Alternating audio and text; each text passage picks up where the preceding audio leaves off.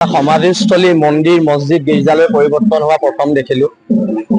জুবিন দাৰ লগত মোৰ সম্পৰ্কটো বহুত বেলেগ, বুজাব নোৱাৰা বেলেগ। আৰু জুবিন দাৰ মৃত্যুৰ হেমাহি বা হত্যাৰ বাবে যিখিনি মানুহ জগৰীয়া, যি দুজন মূল ব্যক্তি আছে, আমি মুখ্যমন্ত্ৰীক কৈ আছো, shoot to kill, shoot to kill. Assam পুলিচৰ আৰু 2টা গুলি, 4টা গুলি ওলাব লাগিব ইহঁতৰ গাত মাৰিবলৈ। আজি হিমন্ত বিশ্ব শাসনকালত আমি বহুত এনকাউণ্টাৰ দেখিলো, কিন্তু এই মানুহকেইটা কিয় এনকাউণ্টাৰটো আমি দেখা নাই? যিকেইটা মানুহক ইতিমধ্যে অসমৰ জনতাই মৃত্যুদণ্ড ৰায় দি থৈছে, সেইকেইটা মানুহ ইমান দিন কেনেকে জীয়াই আছে, তাক লৈ আমাৰ চৰকাৰক প্ৰশ্ন আছে। আৰু একেবাৰে শেষত এটা কথাই কওঁ, জয় জুবিন দা, জয় জুবিন দা আৰু জয় জুবিন দা। এই স্থান চৰকাৰে কৰিব নালাগে, এই স্থান অসমৰ জনগণে কৰিব। অসমৰ থলগিৰি মানুহে এই স্থান ইতিমধ্যে মন্দিৰ মছজিদ গীৰ্জালৈ পৰিৱৰ্তন হৈছে। আৰু মই আগতেও কৈছো, এতিয়াও কৈছো, ভগৱানৰ কেতিয়াও মৃত্যু নহয়। এটা সমাধিস্থলী মন্দিৰ মছজিদ গীৰ্জালৈ পৰিৱৰ্তন হোৱা প্ৰথম দেখিলো। জুবিন দাৰ লগত মোৰ সম্পৰ্কটো বহুত বেলেগ, বুজাব নোৱাৰা বেলেগ।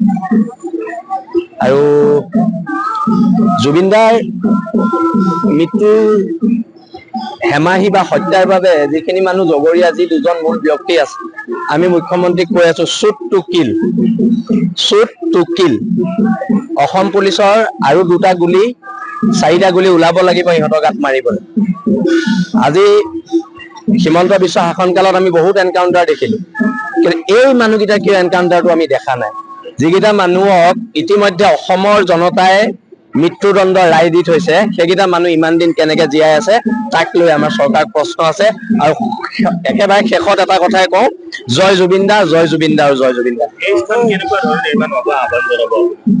এই স্থান চৰকাৰে কৰিব নালাগে, এই স্থান অসমৰ জনগণে কৰিব। অসমৰ থলগিৰি মানুহে এই স্থান ইতিমধ্যে মন্দিৰ মছজিদ গীৰ্জালৈ পৰিৱৰ্তন হৈছে। আৰু মই আগতেও কৈছো, এতিয়াও কৈছো, ভগৱানৰ কেতিয়াও মৃত্যু নহয়। এটা সমাধিস্থলী মন্দিৰ মছজিদ গীৰ্জালৈ পৰিৱৰ্তন হোৱা প্ৰথম দেখিলো। জুবিন দাৰ লগত মোৰ সম্পৰ্কটো বহুত বেলেগ, বুজাব নোৱাৰা বেলেগ।